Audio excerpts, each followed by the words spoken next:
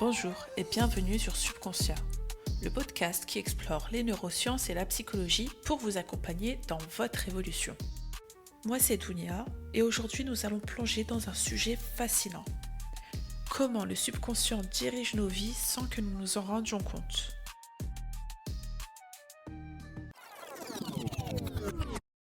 Nous entendons souvent le terme du libre arbitre, mais l'avons-nous vraiment ?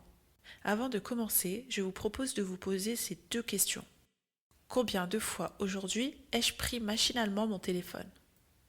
Ou encore, la dernière décision que j'ai prise a-t-elle été réellement consciente ? Laissez-nous vous éclairer davantage grâce aux recherches. Imaginez-vous en train de conduire sur une route familière. Soudain, vous réalisez que vous venez de parcourir plusieurs kilomètres sans même vous en rendre compte. Ce n'est pas anodin. Vous étiez en pilote automatique. Cette expérience que nous avons tous vécue au moins une fois révèle quelque chose de profond sur notre fonctionnement mental. Les chercheurs ont fait une découverte stupéfiante. 40% de nos actions quotidiennes ne sont pas des choix conscients, mais des schémas automatisés. 40%. Cela signifie que presque la moitié de ce que nous faisons chaque jour est décidé par notre subconscient, et même pas par nous. Mais attendez, ça devient encore plus intéressant. Des scientifiques ont utilisé l'IRM pour observer le cerveau en temps réel.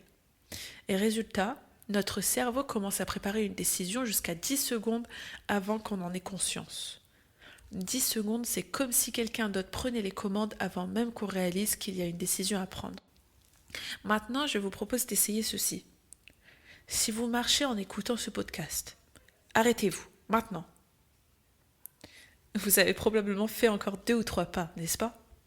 C'est exactement ce délai entre votre intention consciente et l'arrêt de votre programme marche de votre subconscient. Maintenant, parlons de quelque chose d'un peu tabou, d'incertain et peu questionné. Parlons des rêves.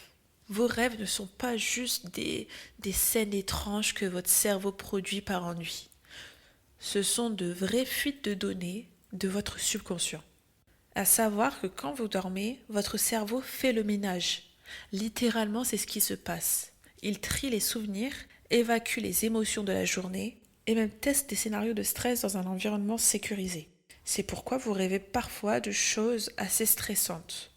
Votre cerveau s'entraîne. Je vous propose un exercice simple, mais assez efficace.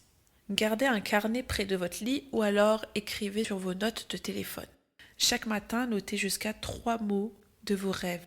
Pas besoin de tout raconter, juste 3 mots. Faites ça pendant une semaine et vous verrez émerger des patterns révélateurs sur vos préoccupations profondes. Maintenant, la question à 1 million. Peut-on reprogrammer notre subconscient ? Et la réponse est oui.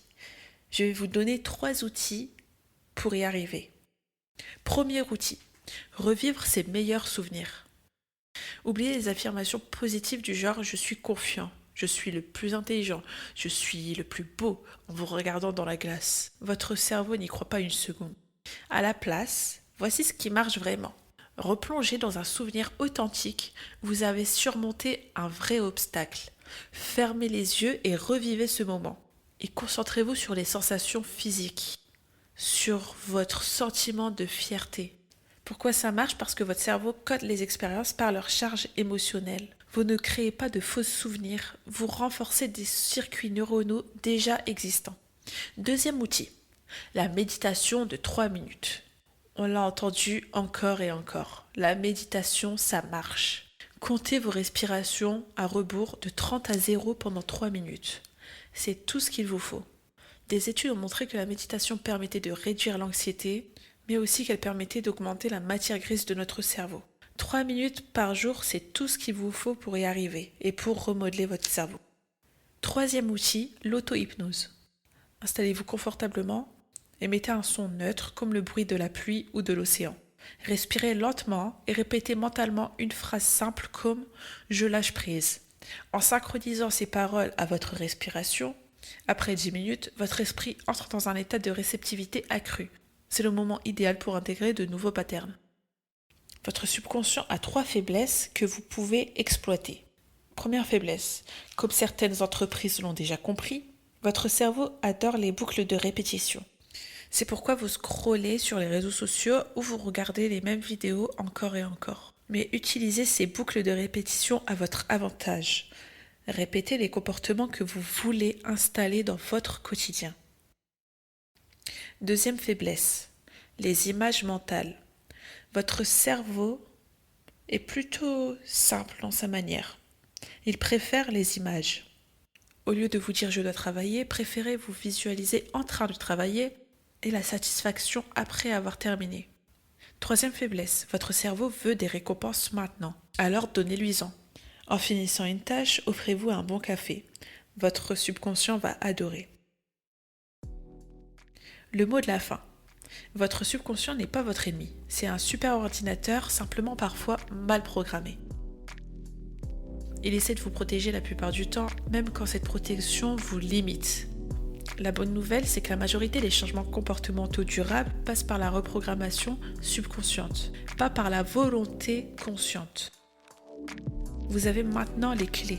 Je vous propose une seule mission pour cette semaine. Choisissez une habitude à modifier, une seule. Appliquez l'une des 3 méthodes qu'on a vues. Observez, soyez patient.